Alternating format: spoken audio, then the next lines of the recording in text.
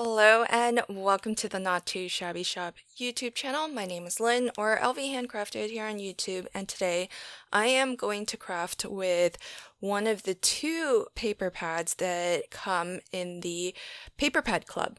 This one's called Winged Beauties, and I thought I would do something a little bit different. I thought that maybe what I would do is actually take a card sketch and adapt it to different sized cards.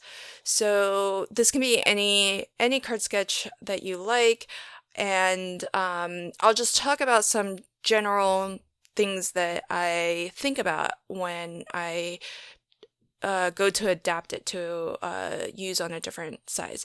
So I'll be making 3 cards in this video, and that's mostly gonna be cards that are, I think, some of your more common ones. So I'm starting here with a USA 2 size card, so this is gonna be pretty close to the original sketch.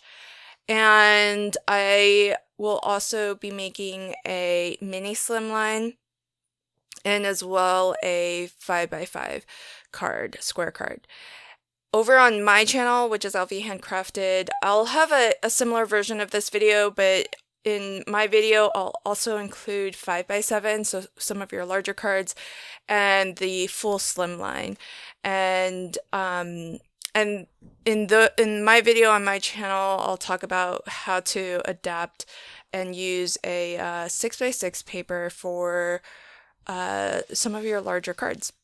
So let's, I'm well underway here with this first card, and one of the things that is really great about the Paper Pad Club is that these papers, they do come with some patterns that are suited to be cut apart and used as ephemera. There are some sentiments as well, so you could use a shape die, for example, and die cut those. So lots of different options there.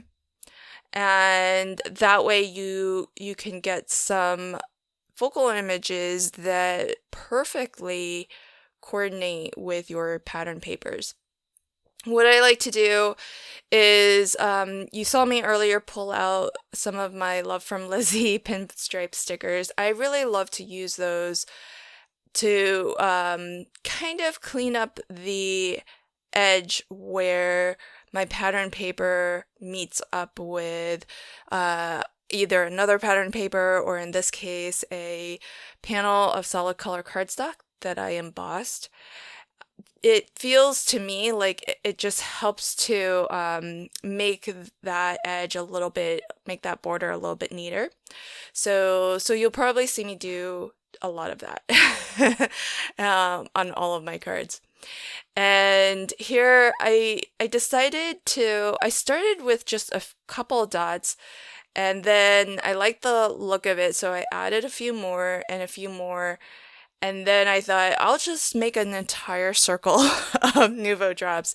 These are dream drops, which are fantastic because they have a little bit of that iridescent shine, which I feel like works really, really well with this paper pad because it's highly themed with dragonflies, which I think their wings tend to sometimes have some of that iridescent shine. So I thought that would be fun to add.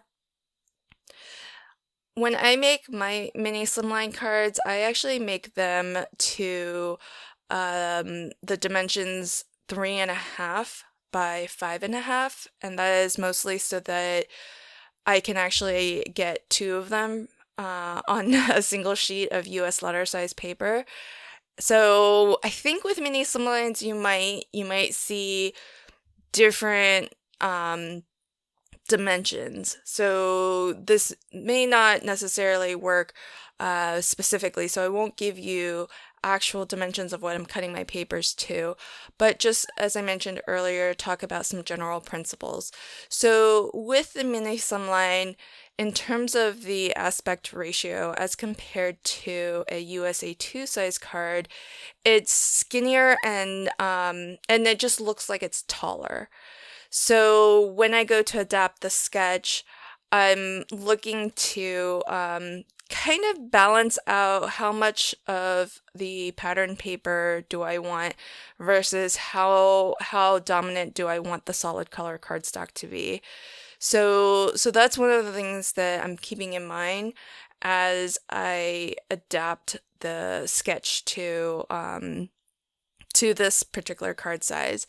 And similarly, you could kind of bear that in mind also with your focal image as well. So you might want to choose, just depending on the look that you're going for, a slightly larger or a slightly smaller focal image, or some basic shape dies, which I like to use as a way to anchor my focal images.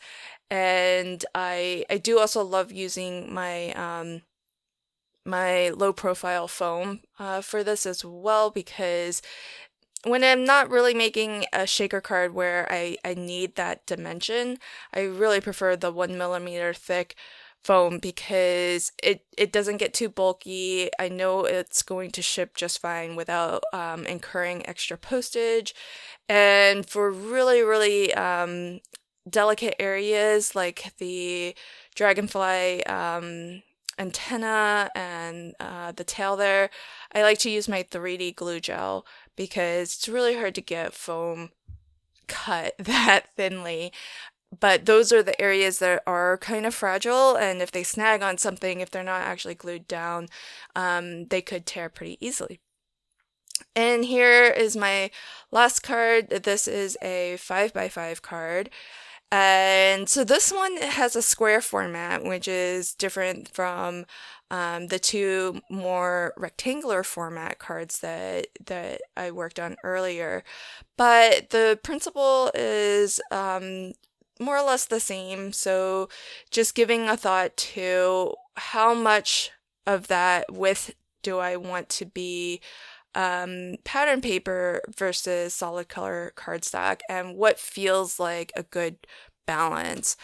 And general rule of thumb is to aim for maybe 1/3 of one paper type and then 2/3 of the other section. So it's that rule of thirds that I've often heard about, and in both photography and in layout design.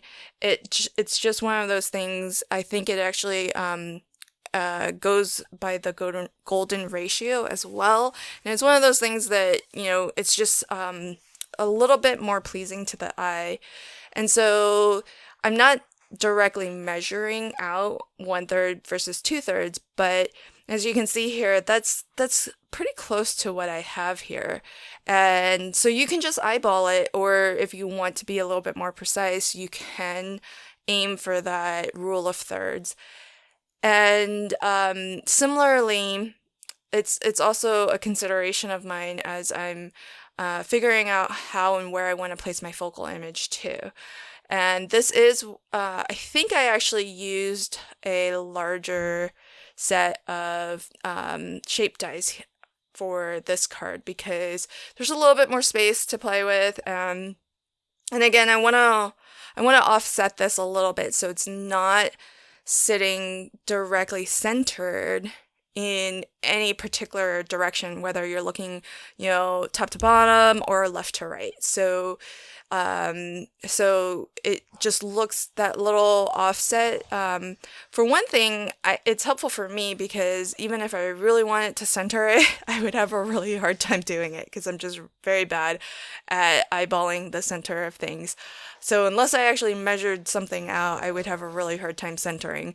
So I just generally prefer to, put things a little bit off center just because it's easier. But sometimes that can be a little bit more pleasing to the eye as well. So here's a final recap of the 3 cards that I made. This first one, that was USA 2, so 4 1/4 by 5 1/2. This one here is mini slimline, 3 1/2 by 5 1/2. And this last one is a square 5 by 5 card. If you want to see 2 more cards, featuring the same sketch but just different size cards, check out my video. I'll be making a 5x7 and a full slimline card. Thanks so much. Until next time, happy crafting and have a fantastic day. Bye.